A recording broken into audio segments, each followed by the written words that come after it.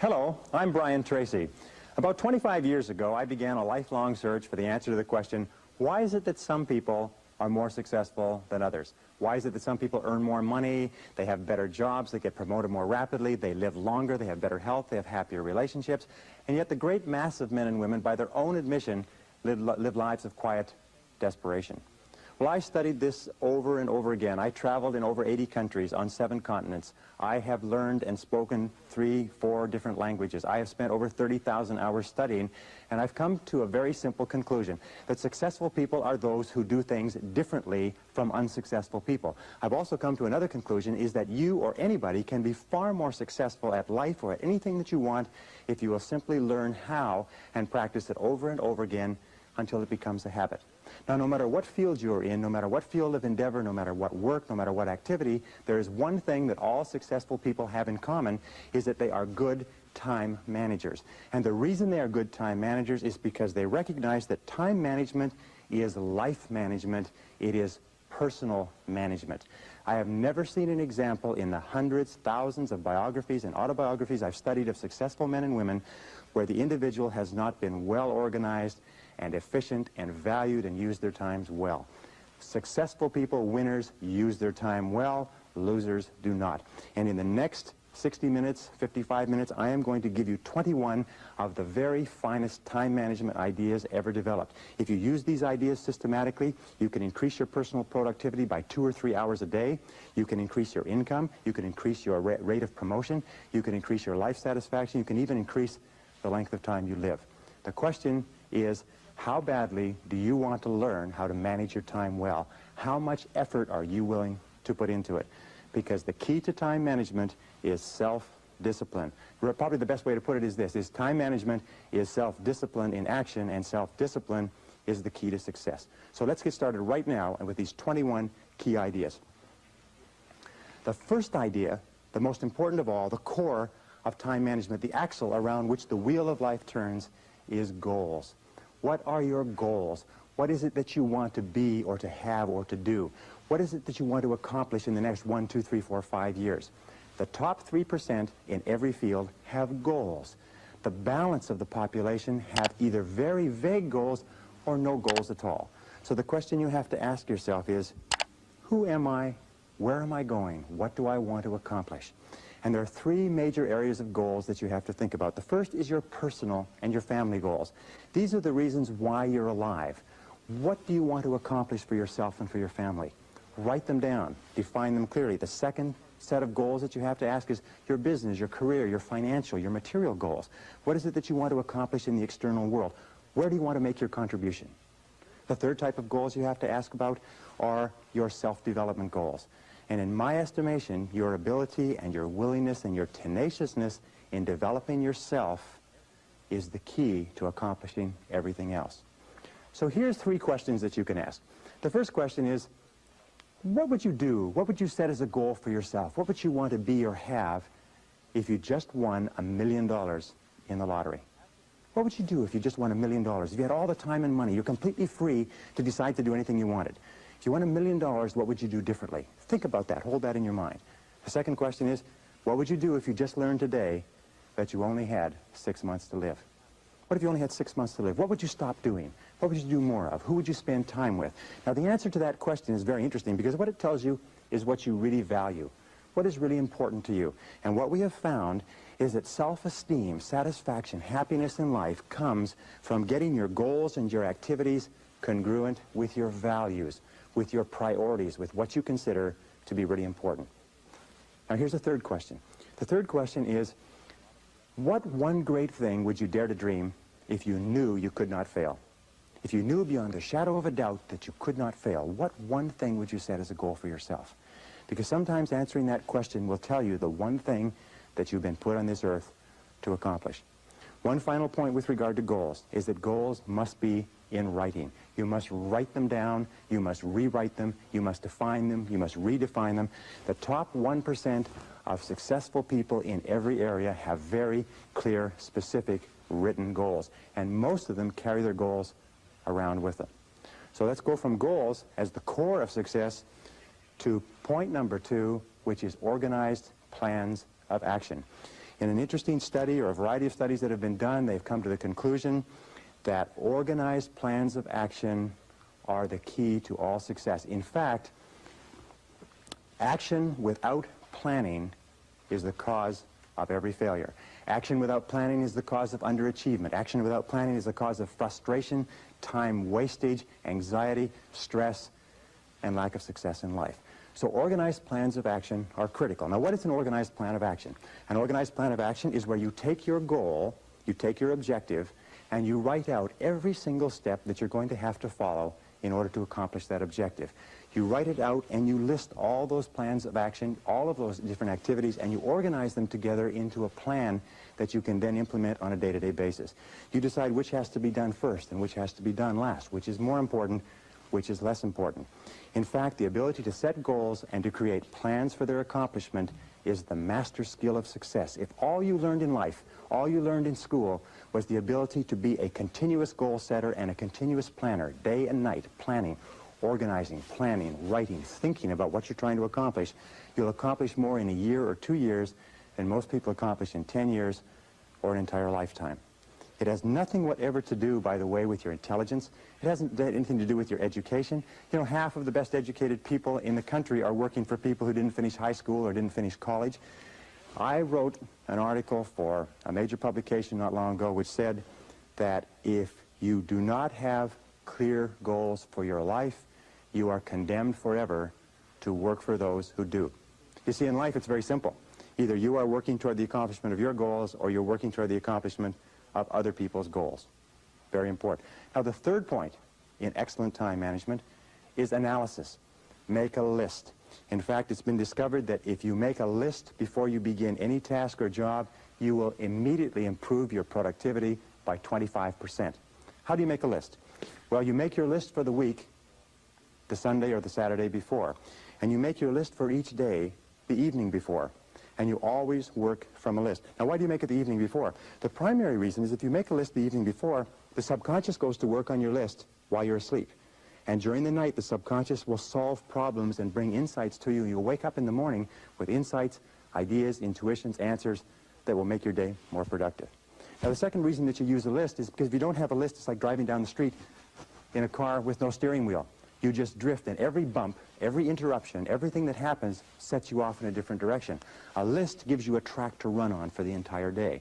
Another reason that you use a list is because with a list, you can analyze where you are. You can tell what is more important and what is less important. You can tell what is irrelevant, what can be delegated, what can be delayed, what can be put off.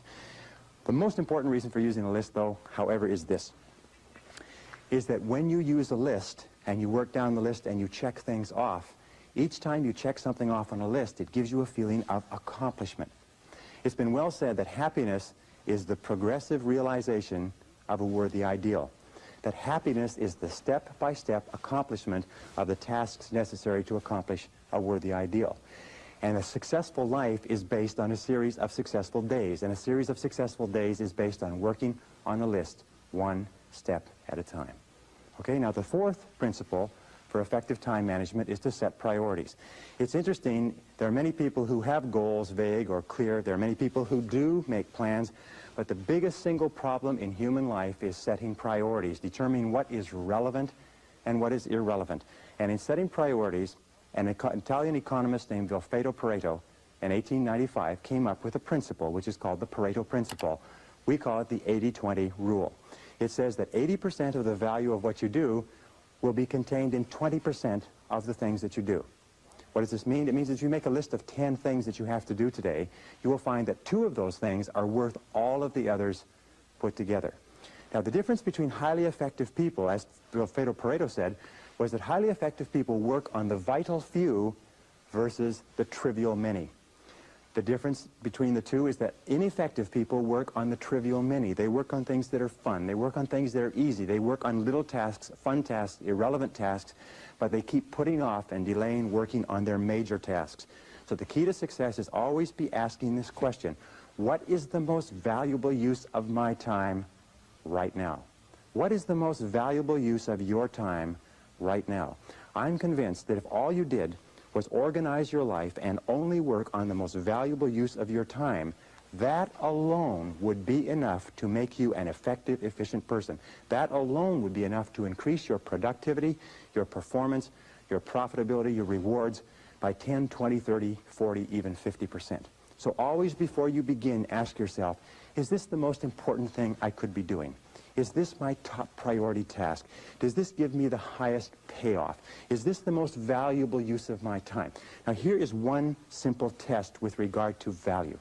Ask yourself, in approaching any task, is what impact will the accomplishment of this task have on my future? The futurity of decisions is the key to measuring the value. Most people spend as much as 80% of their time dealing with the problems and difficulties of the past, and only 20% dealing with the opportunities of the future. But successful people are always saying, what impact will this have on the future? Important tasks will always have an impact on the future. Unimportant tasks will only have an impact on the present and maybe even the past. So I say, what is the most valuable use of my time right now, and what impact will this have on tomorrow, the next day, and the future? It's one of the key ways to keep on track with regard to priorities. The fifth key idea in time management, which I am a fanatic on, is concentration. Concentration, concentration. Many people come to me in my seminars and they say, well, I never learned how to concentrate. I can't concentrate. How do I learn to concentrate? Learning how to concentrate is absolutely essential to success. As a matter of fact, it is impossible for you to accomplish anything worthwhile in life without the ability to concentrate single-mindedly on one thing at a time and stay with it until it's complete. In fact, time and motion studies have shown that if you start a task and you put it down and you come back to it and pick it up and start it and put it down and come back to it and pick it up, that it will take you as much as 500% of the necessary time to do a task than if you picked it up and carried it through. Alec McKenzie, great time management expert. Alec McKenzie calls this single handling. Once you have made a list of what you have to do, organized your goals, determined the highest and most valuable priority, then pick the most important thing and begin working on it and stay with it until it's finished. Now people say, well, if I stay with this task until it's finished, I won't get anything else done. That doesn't matter. If it's the most valuable thing that you have to do, it's the most important thing that you could be working on. Now it's a wonderful thing. When you concentrate and work intensely on an important task, it gives you a feeling of energy and enthusiasm. When you complete an important task, your self-esteem goes up. You feel like a winner. You feel great about yourself.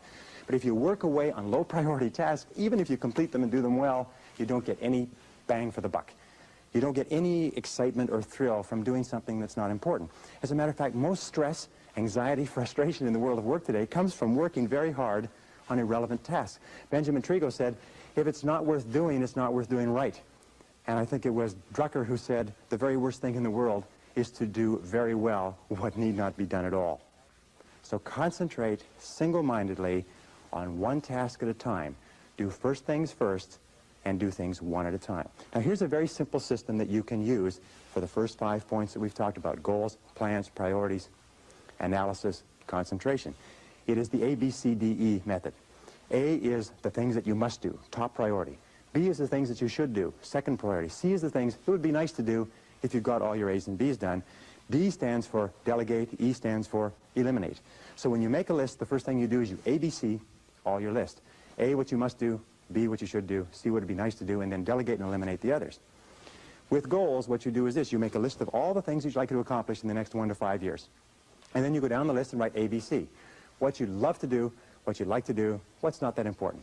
Then you take your A goals and you make A1, A2, A3. In other words, your most important, second most important, third most important.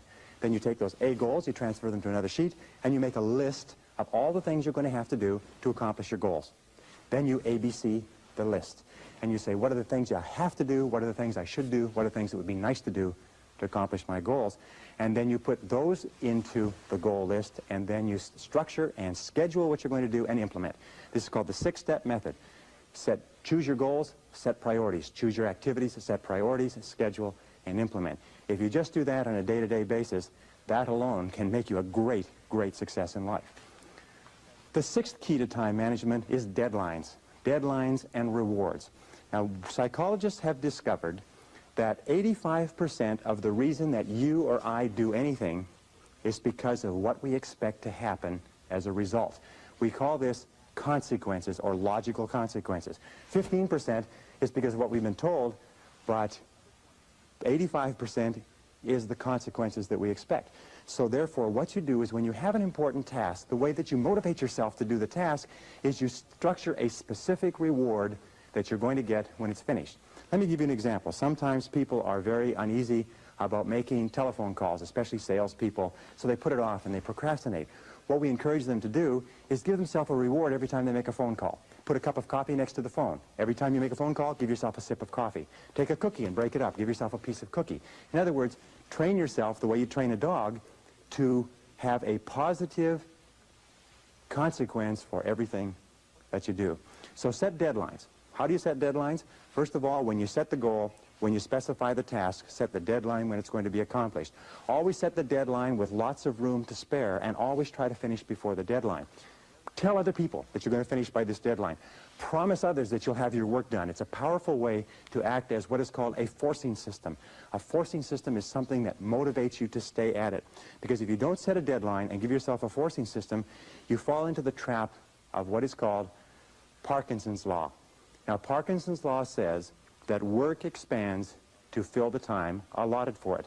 That if you have 2 hours of work to do and 8 hours of time, you will stretch that work over 8 hours. Parkinson's law also says that work contracts to fill the time allotted for it. If you have 8 hours of work to do, and because of an emergency you have to have it done in 2 hours, you will get it done in 2 hours.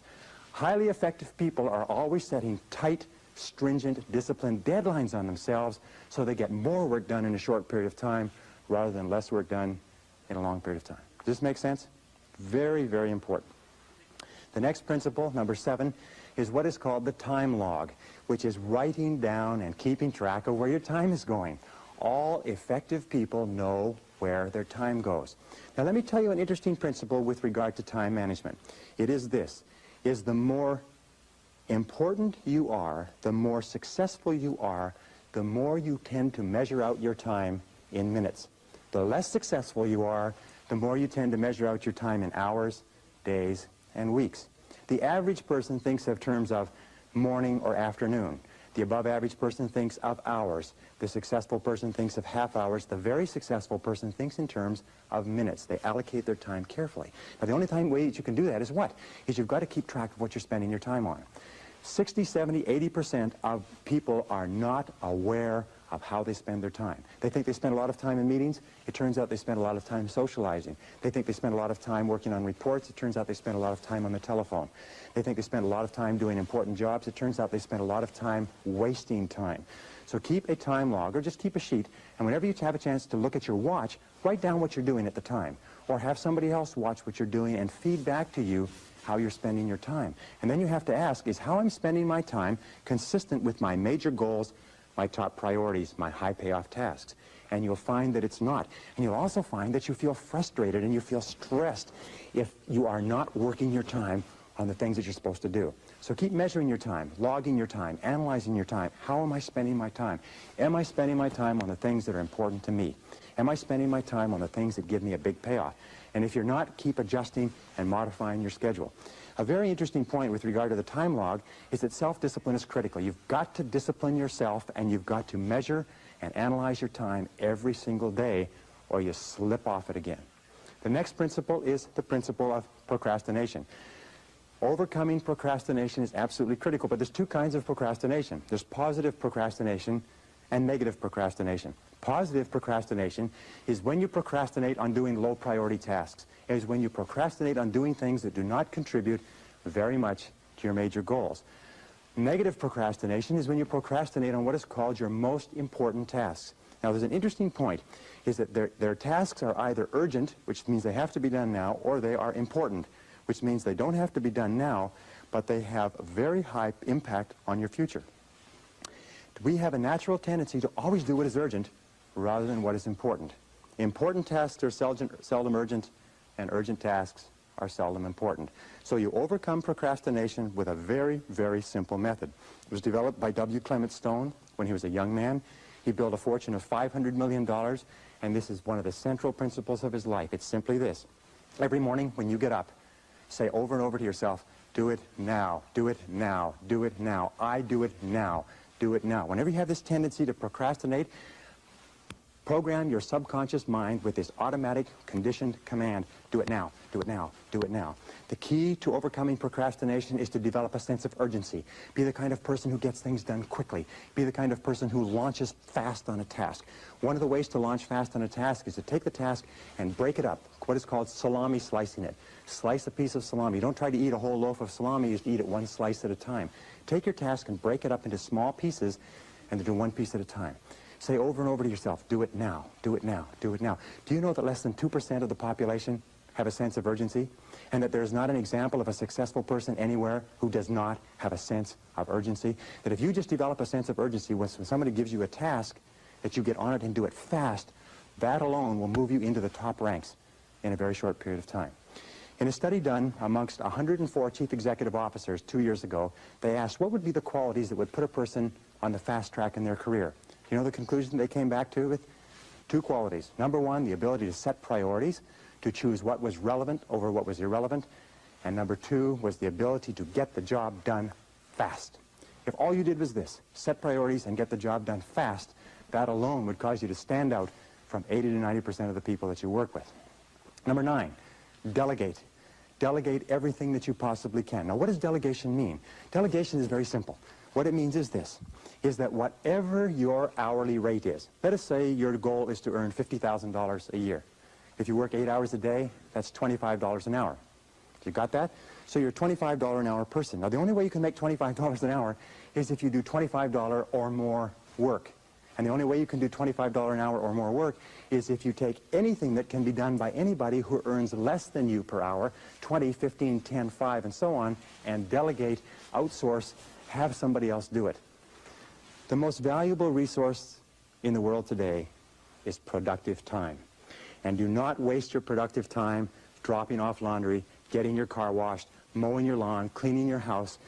Do not waste your productive time doing things that you can hire people to do for $5 or $10 an hour. Use your productive time on tasks that are more expensive, of higher value. Delegate everything that you possibly can. In fact, its general conclusion is this, is that if you cannot delegate, if you cannot get other people to do things of lower priority for you, you cannot grow, you cannot develop, you cannot be successful. You may be successful running a shoe shine stand, but that's about the limit of it. Delegation requires one key word, clarity. Clarity. The reason people don't delegate is because they've delegated and other people have dropped the ball. But the major reason why people don't fulfill the task that you've given to them is because of lack of clarity. So when you delegate, here are the keys.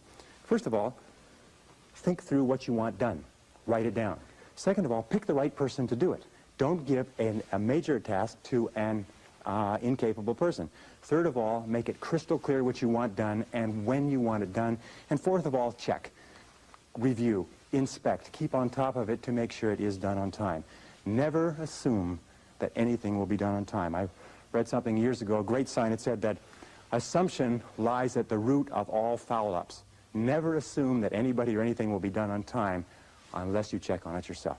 Okay, the next principle, number 10, is meetings. Meetings are an absolutely essential part of human life. We spend 75% of our time outside of our home and inside our home communicating with other people. It's absolutely essential that we meet. Meetings are very, very productive uses of time, but 50 to 70% of meeting time is wasted. I read a statistic recently that says that the average person spends 3 to 5 years of their life in meetings. The average business person spends 25% of their day in meetings and is wasting more than half of that time. So here are some of the keys to using meetings as an effective business tool. Number 1 is have a purpose for a meeting. Make sure that it's crystal clear at the beginning what the purpose of the meeting is. If you are the person organizing the meeting, when you start the meeting, you say the purpose of this meeting is. And if you are not, when you sit down, you ask the person who is chairing the meeting, what is the purpose of this meeting? You look upon a meeting as an investment. Take the time, the dollar value of the time of each of the people at the table, and look upon it as an investment of that many dollars in time. Best way to save time in meetings is what? Is don't go at all. If you can possibly avoid a meeting, don't go to it. If there's no need for you to be there, get the report on what happened later. Second thing we do when you do go to meetings is make sure that there's an agenda. An agenda is like a list. It's a track to run on. If the chairperson doesn't have a list, offer to put together a list or an agenda for them. Even if you just write it out and photocopy it, it's better than no list at all. Deal with the most important items first. When you have finished your contribution, ask if you can be excused, and start and stop the meeting on time. Now, what's the biggest time waster in meetings? In my estimation, it's two things.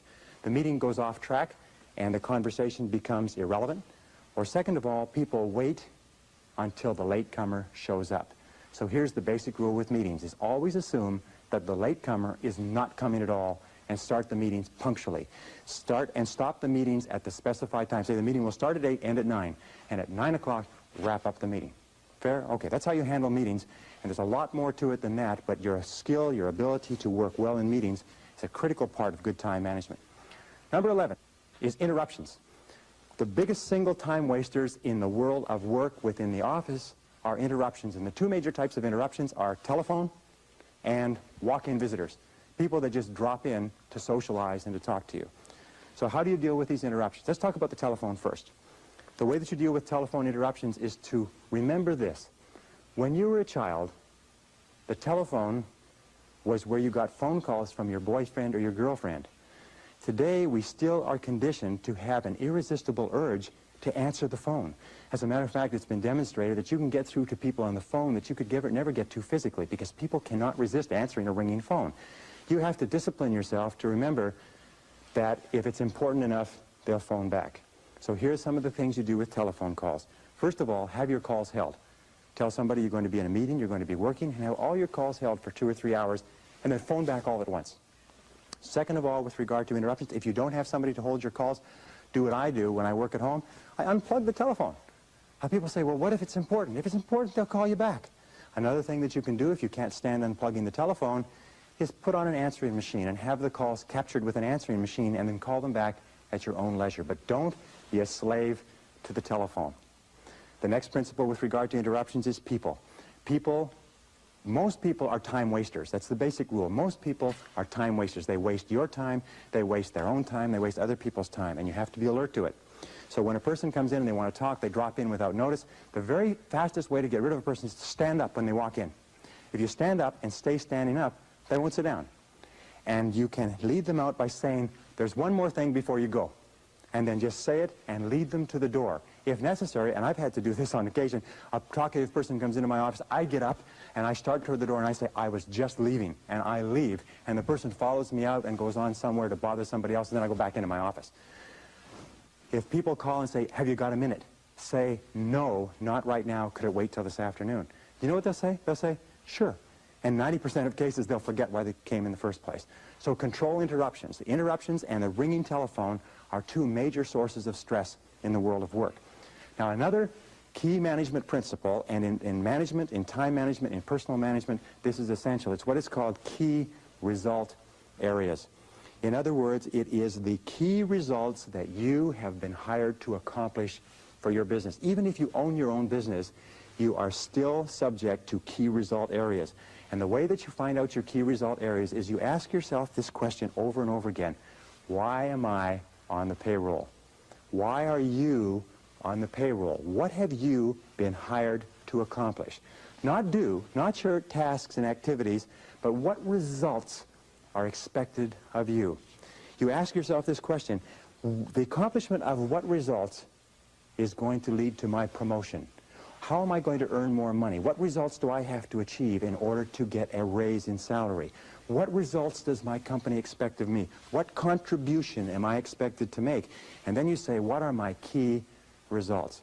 Another way of looking at it is to remember that every job has a series of functions. And there are secondary functions and primary functions, and they're what is called core functions. So you have to ask, what are the core functions of your job? What are the goals of your job? Now, many people say to me, well, I'm not sure. Do you know what the major reason for stress in the American workplace is today? Is people don't know what's expected. I would say 80 or 90% of people out there do not know what's expected. They're not sure why they're on the payroll. And here's a very simple technique for it. Go to your boss with a list of everything that you do and ask your boss to organize it in order of priority. Say what's number one, what's number two, what's number three, what's A, B, or C. Help him or her organize your list in order of priority and give it back to you. I promise you, you'll be surprised. But why is it that you absolutely have to know why you're on the payroll? It's simply this, is that you cannot perform excellently. You cannot do superior work. You cannot be promoted. You cannot get a raise unless you are doing and doing well the key things that your boss has hired you to do. Have you got me on that? Or have I got you on that? Key result areas are critical, and you have to know every single day.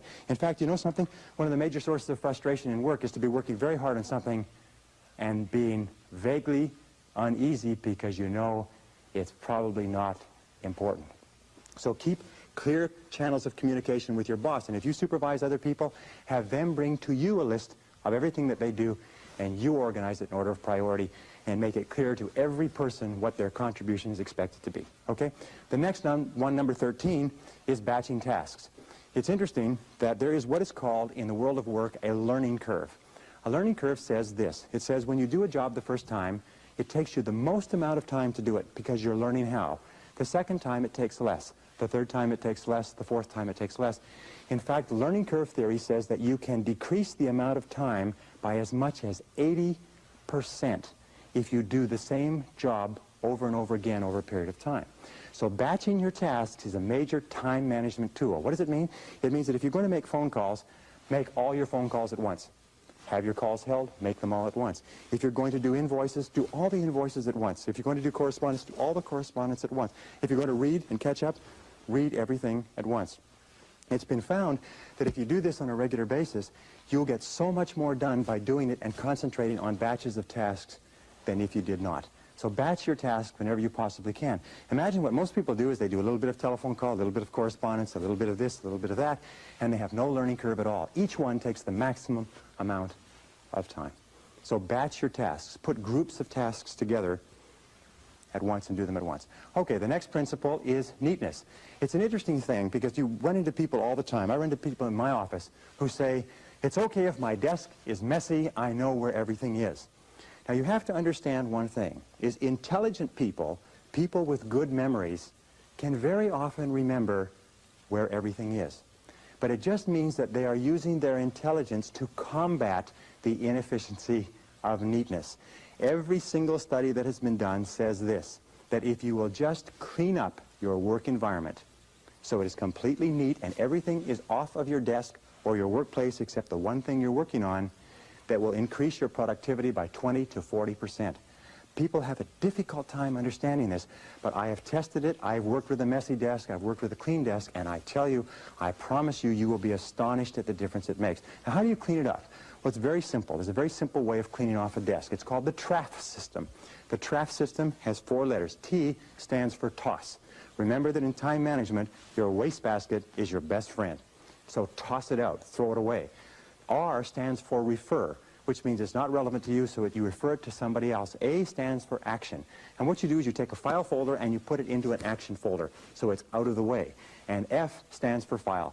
File it away, do something with it. But before you file, always ask this question, what would happen if I didn't have this document? What would happen if I never could find this again? And if it's not particularly serious, throw that away too. Once you've done that, TRAF, you've tossed it, referred it, filed it, or put it in an action file. Once you've done that, then you start with your action file and you work through it. Neatness is important. Clean your desk, clean your workplace. Even in the kitchen, you'll find that if you take one thing out and use it and put it away, and take another thing out, you'll get far more done in a short period of time. Now, here's the rule. If you're not using it, put it away. If you're not using it, put it away. Even if you have to take the stuff off your desk and your credenza and put it on the floor, do it. Your briefcase is your workplace if you are on the road, if you're a salesperson, if you're moving around. Make sure your briefcase is neat and orderly and has everything that you need and nothing more than you need. Neatness is critical to productivity. Here's the final point. In a study that was done recently, 98% of senior executives said they would not promote a messy person, that they would not give a messy person greater responsibilities, that if you are messy, no matter how much you kid yourself, everybody around you concludes that you are inefficient, undependable, unreliable, and incompetent, and even if you do the job well, they think it's just an accident. So be neat. Stand back from your desk and look at it and say, what kind of a person would work at a desk like this? Stand back and look at your car. Say, what kind of a person drives a car like this? Look at your workplace, your briefcase. Look at your home and say, what kind of a person lives here or works here?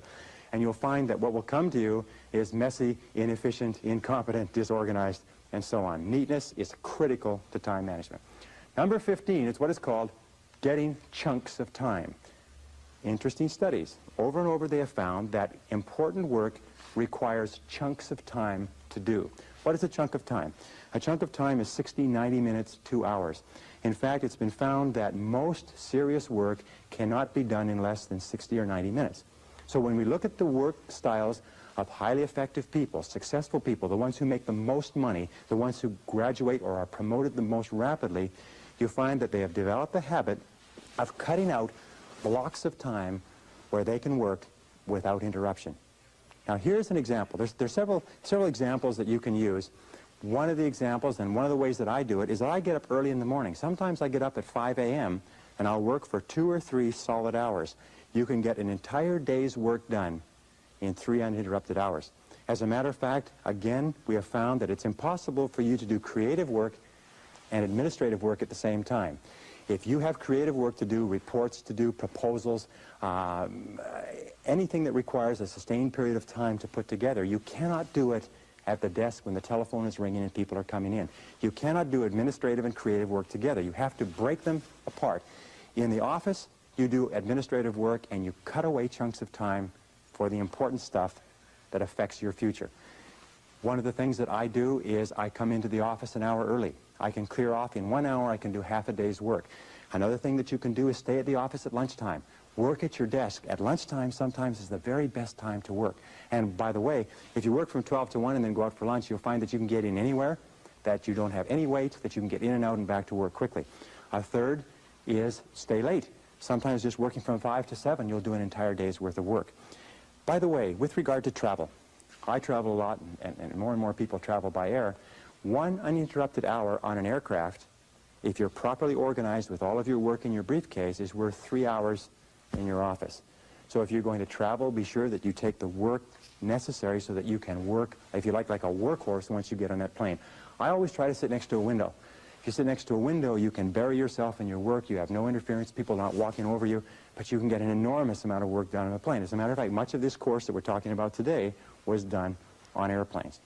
Number 16 is to use what we call transition time.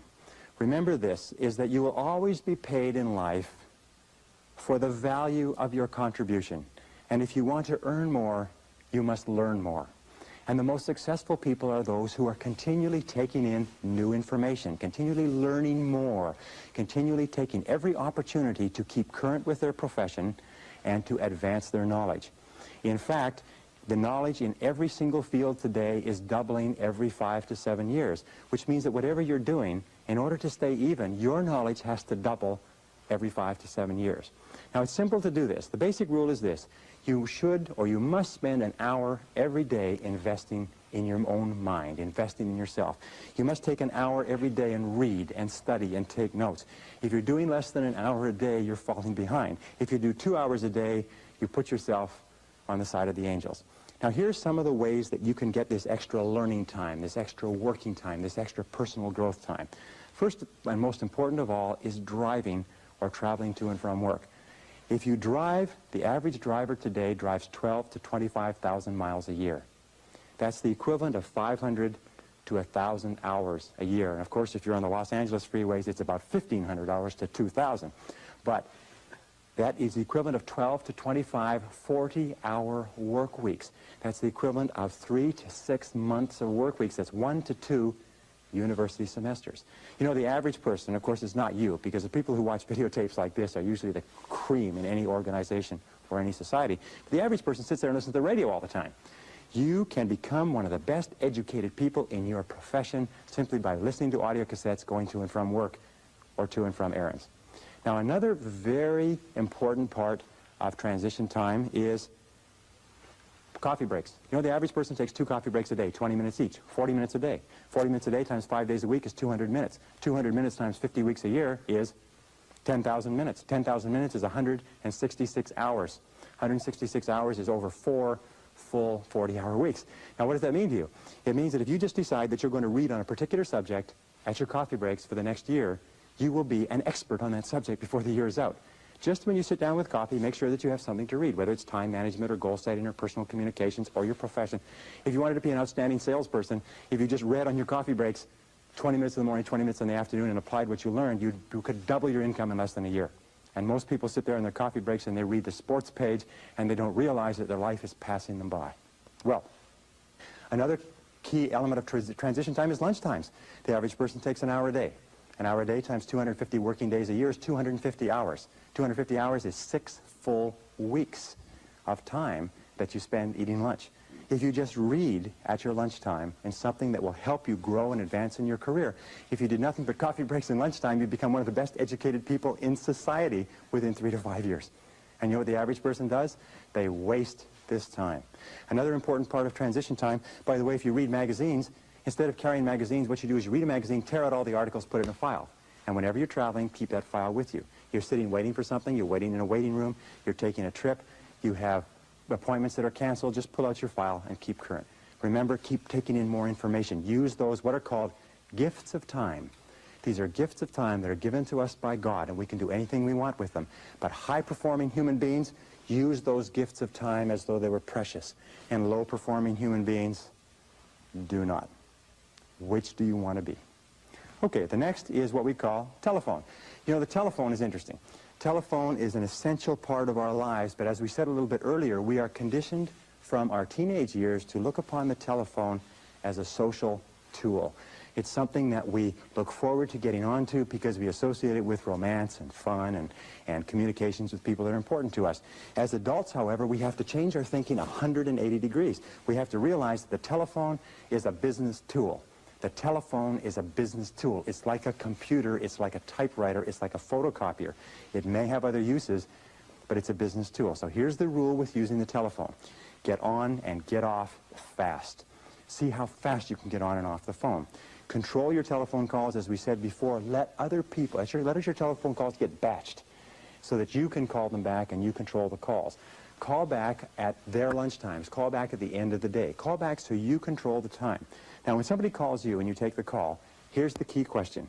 Always ask, what can I do for you? They'll always have a tendency to say, hi, how you doing? How's things going? How's the weather out there? You say, fine, what can I do for you? And get straight to the point of the phone call. Another thing that you can say is, how can I help you? And make it very, very clear that this is a business call. If you're going to be making phone calls, look upon a phone call as a meeting by wire. And what you do is you make an agenda for the meeting. What many people do, if you talk to people all the time, keep a file on that person. And when you think of calling that person, take out the file and work on your agenda. Go down the agenda. When you completed the agenda, you say, thank you very much. I'll let you go now. I know you're busy. And hang up the phone. What do you do with talkative people? Talkative people, you say, excuse me, I've got another call coming. I've got to run. If that doesn't work, you say, my boss is calling me. If that doesn't work, hang up the phone in the middle of the conversation as though the phone line has been cut off. The person probably won't even pay any attention to it because they're so used to being cut off by other people.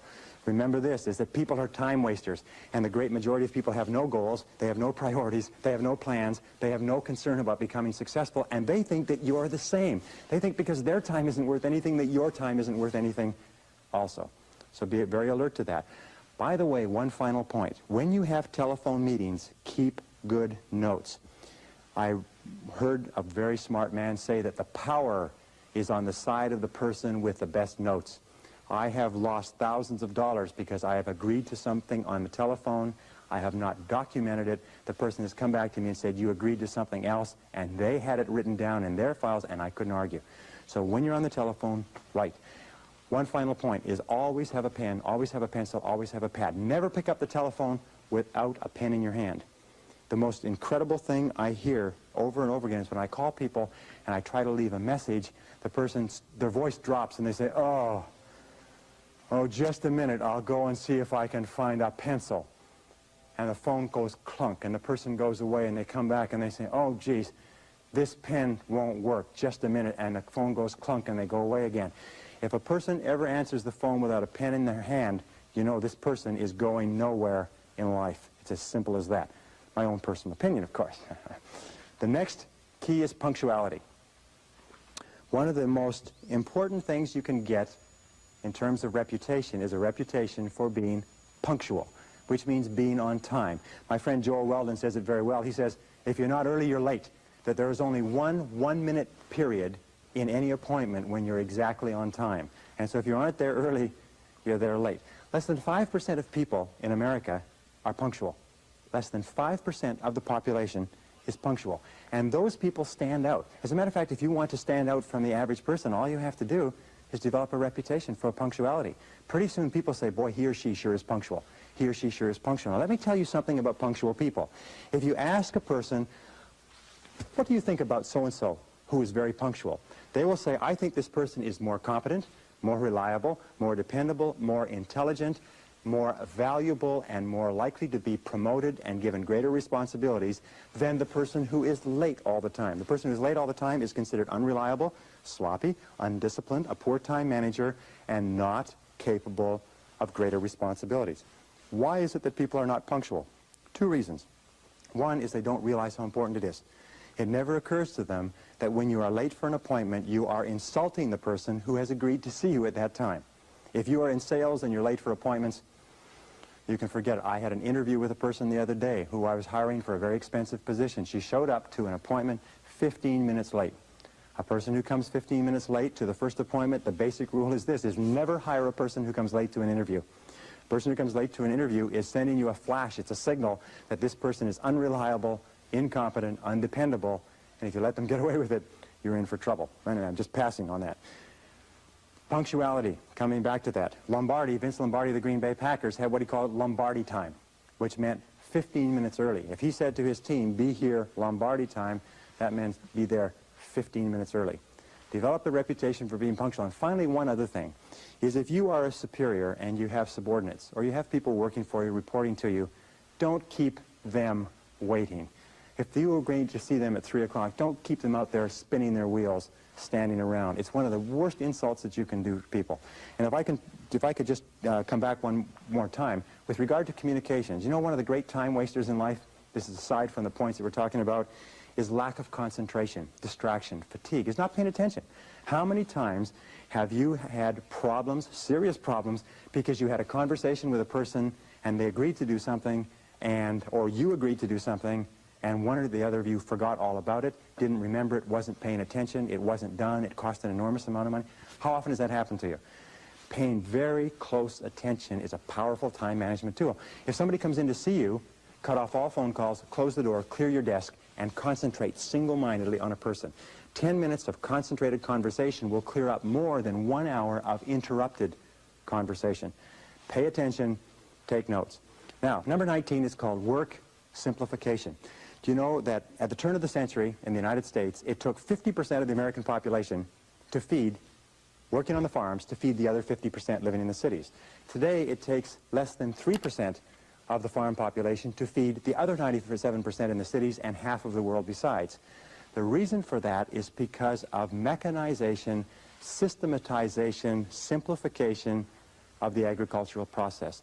As a matter of fact, every great advance that has been made since the Industrial Revolution has been toward simplification. Always be looking for ways to do tasks faster, easier, cheaper, quicker, better. Always be looking for ways to do them faster. As a matter of fact, over and over again, individuals have put their careers on the fast track by finding ways to streamline existing processes. Now, here's a couple of other ideas which have been very useful to me in terms of getting more done in a short period of time. Here are the 6, maybe 7 key ideas. If you want to get more done in a given period of time, or if you want to get more done, period, you can do, 1, you can work longer. In other words, you can spend more hours working. But that's not a great idea because your productivity starts to drop off and you start to make mistakes, which you have to come back and correct and so on. Number 2 is you can work faster. You can get more done within a short period of time. Number 3 is you can do fewer things but do more important things, do higher payoff tasks in the same period of time to increase your productivity. Number 4 is you can do things that you are better at. One of the qualities of leaders is that leaders, exceptional people, are always concentrating their time on doing what they do best. So ask yourself, what is it that I'm the best at? What is it that I do the easiest? You can sometimes dramatically increase your productivity simply by concentrating on where you're good. Another thing that you can do is make fewer mistakes. You know, there's an old saying that there's never enough time to do it right, but there's always enough time to do it over. If you make fewer mistakes, you will get far more done within a certain time, within that time period. And the last thing, which many people miss, is do things together. Teamwork. Putting a group of people together to work on a complex project can sometimes get the project done in 2 hours, whereas it would take another individual 8 or 9 or 10 hours. So do things together. Work as teams with other people.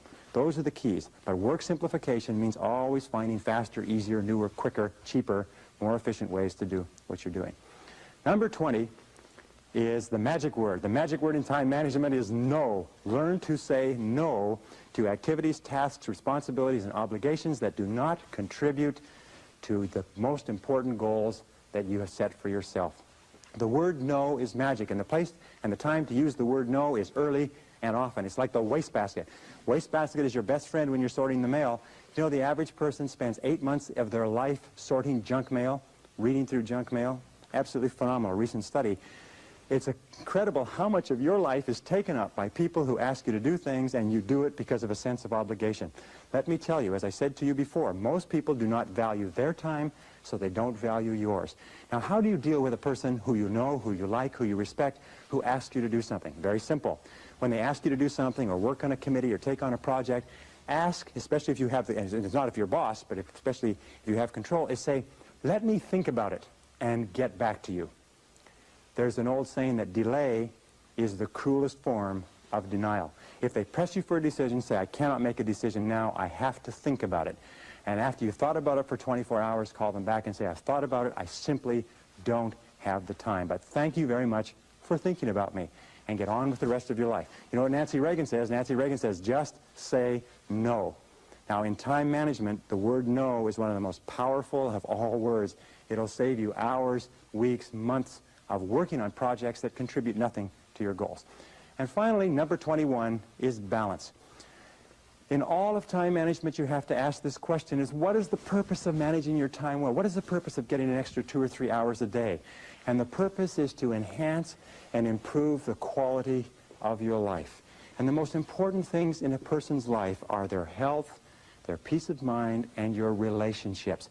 In fact, the quality of your relationships is the true measure of your quality of life. So take time to invest time in your relationships. Spend time with the people who are close to you, your spouse, your loved ones, your parents, your children. Take time, because that's what life is. Life is managing your time so that you can do the things that are most important to you. We start off in life thinking, boy, if I'm really successful at my job, then I'll be able to do all of these things for myself and my family. And what happens is we lose sight of that goal, and we become totally preoccupied with the job to the exclusion of the family. Do you know how much time the average working parent spends talking to their child in America today? 30 seconds per day. Do you know how much time the average couple spends talking together? Intimate communication? 4 minutes, according to the recent research. Very, very important.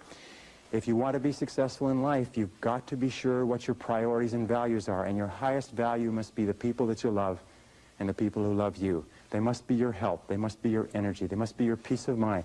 They must be your emotional and spiritual development. They must be the completion of you as a human being. So when you are using all these time management techniques, remember that the purpose of using these time management techniques is to enhance the overall quality of your life. Ask again, what would you do if you only had 6 months to live? What would you do if you only had 6 months to live? Who would you spend your time with? Where would you go? What would you want to do? What would be important? What would be unimportant? If you ask that question over and over again, you'll have a tendency to keep your life in balance. Everything in moderation. Now, if I could just summarize by saying 2 or 3 quick things. The essence of success in time management is goals. The key to goals is to write them down and to make organized plans for their accomplishment. The key to those organized plans is to set priorities and determine what is more important and what is less important. And always concentrate on the most valuable use of your time. The key to concentrating on the most valuable use of your time is to stay at the task until it's finished. Persevere without distraction or diversion. Keep at it. Hammer, hammer, hammer until your most important tasks are finished. And finally, develop that sense of urgency. Do it fast. Do it now. Fast tempo is essential to success. Fast tempo goes hand in hand with energy, with happiness, with enthusiasm, with self-esteem. So make crystal clear what you want to do, make crystal clear the steps, and start working on those steps and do something every day to move you toward the most important goals of your life. And if you do that, you will be an excellent time manager, an excellent personal manager, an excellent life manager. You will have a great, great life. Thank you very much. إن أعجبك الفيديو لا تنسى الإعجاب والاشتراك في القناة.